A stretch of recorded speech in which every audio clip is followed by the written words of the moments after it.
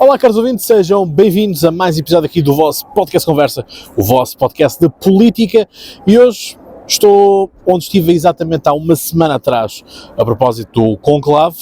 Estou nada mais nada menos que no Santuário de Cristo Rei, aqui na Margem Sul, que toda a gente conhece, e vale a pena fazer este episódio, porque lancei justamente o episódio sobre o conclave, aquilo que seriam os critérios, aquilo que seriam as pistas, ou quais seriam as metas que a Igreja Católica deveria de seguir e que tenderia a seguir politicamente, mas também eclesiasticamente.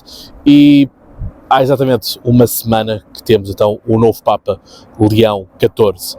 Este Papa muito particular, portanto, foi eleito no dia da vitória, e curioso ou não, verdade de que desde essa semana a esta parte tivemos vários momentos de paz. Portanto, ele começa justamente com um apelo à paz, um paz para todos, quando aparece ali na lógia, e tivemos conversações para a pausa, para o cessar-fogo entre a Índia e o Paquistão, mas também a vontade de Vladimir Putin de se encontrar na Turquia face a face com Volodymyr Zelensky. Portanto, muitas coisas têm sido feitas e têm aparecido. Obra do acaso, pura coincidência ou leitura real daquilo que deve ser o caminho da paz proferido por este Papa Leão XIV, só o tempo é que nos irá mostrar se os atos são consequentes ou se, como está aqui, algum vento, as palavras, justamente o vento as leva. Aquilo que nós temos que olhar para este Papa, e lembram-se daquele ditado romano que eu vos disse, para termos bem em mente que quem entrava no conclave como Papa saía de lá cardeal, e pois é, todos aqueles que eram os grandes favoritos foram nada mais nada menos que permaneceram como cardeais. Portanto, aqueles que montes dos jornalistas davam como certos, aqueles que seriam os mais prováveis, aqueles que estavam garantidíssimos e tudo mais, todos eles ocupam o lugar da cardeal. Portanto, do espaço mediático foram elevados a Papa e agora vão continuar o seu cotidiano. É engraçado que para este 13 de maio também a Fátima era este o cardeal que supostamente estaria então escolhido. Digo supostamente porque as narrativas são sempre construídas e nós temos que perceber também que o Senhor gosta sempre de criar narrativas e, portanto, se eventualmente será um sinal de Papa Leão XIV com Portugal, uma vez mais digo, teremos que perceber o que é que daí vem. Ora, vamos começar pelo início, portanto, com este Papa, que vem justamente de uma família letrada, uma família com grande base de estudos, mas também uma família multicultural. Ou seja, se por um lado temos uma mãe que vem de uma Louisiana crioula, portanto, Louisiana que chegou a ser uma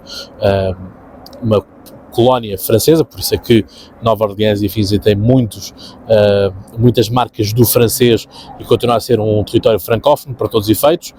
Aquilo que nós olhamos também do lado do pai é que o seu pai também de origem, portanto, de migração francesa e italiana. Portanto, podemos dizer que é um Papa do mundo, e dizer que também que o facto de ter escolhido uma continuação dos leões, portanto já não tínhamos leões há muito tempo, portanto tivemos Leão 13º, 13, como preferirem, que foi um Papa importantíssimo naquilo que foi a modernização, aquilo que é também a modernidade e aquilo que também, obviamente, são os choques das realidades, aquilo que são também os choques para aquilo que é o papel da Igreja Católica no cotidiano. Portanto, se por um lado eu dava-vos ênfase no episódio anterior em relação a Robert Sara, que dizia que a Igreja não precisa de se renovar, reescrever, porque o seu texto já está escrito há mais de 2000 anos, importa também perceber de que as igrejas têm que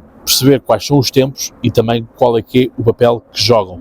E o Leão XIII teve um papel muito importante com a sua encíclica, em que pôs um pé entre aquilo que era, por um lado, o avanço comunista e, por outro lado, também as ideias, vamos dizer hoje, a linguagem de hoje, libertárias, capitalista selvagem, do laissez-faire, laissez-passer.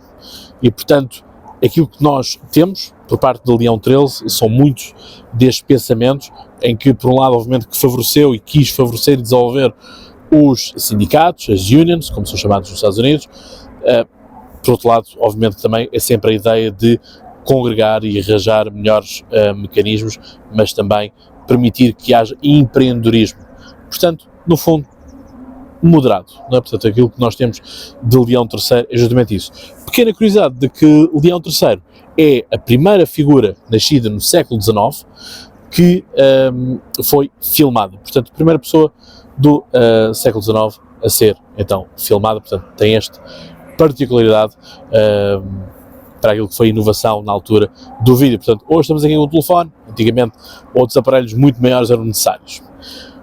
Regressando agora a Leão XIV, aquilo que importa nós olharmos para isto é que houve uma rápida necessidade por parte dos mídia de dizer logo que seria um Papa de esquerda, que seria um Papa que iria continuar o legado do Papa Francisco, afins, e justamente dizer que era americano e que seria contra Donald Trump e tudo mais. A questão é que já vimos a saber que, afinal, é um republicano registado e votante, portanto, vota,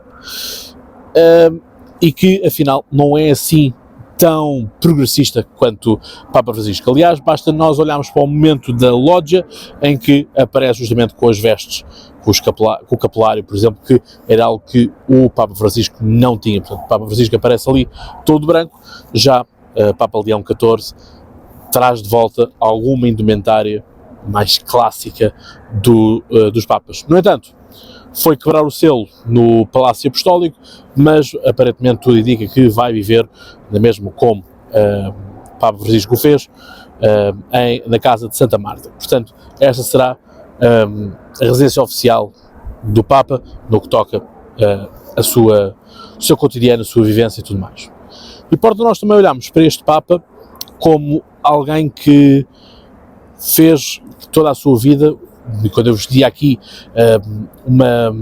uma luta entre aqueles que vivem dentro da Cúria Romana e aqueles que vivem no terreno, portanto, aqueles que são mais pastores, este claramente é um Papa que vai, à partida, percorrer quilómetros, porque esse é o seu trajeto, ou seja, é alguém que nasce nos Estados Unidos, desloca-se para o Peru, está muito perto da causa migratória, aliás fez montes de comunicados sobre isso, montes de textos também sobre isso, viveu de perto aquilo que foi o drama venezuelano, de fuga de venezuelanos para o Peru, cerca de 1,5 milhões de venezuelanos que saíram para o Peru, e portanto tem esta sensibilidade para aquilo que é a crise migratória e falou imensos casos sobre a crise migratória de uma forma geral, assim como também se fala das alterações climáticas. Portanto, há aqui esta semelhança com o Papa Francisco.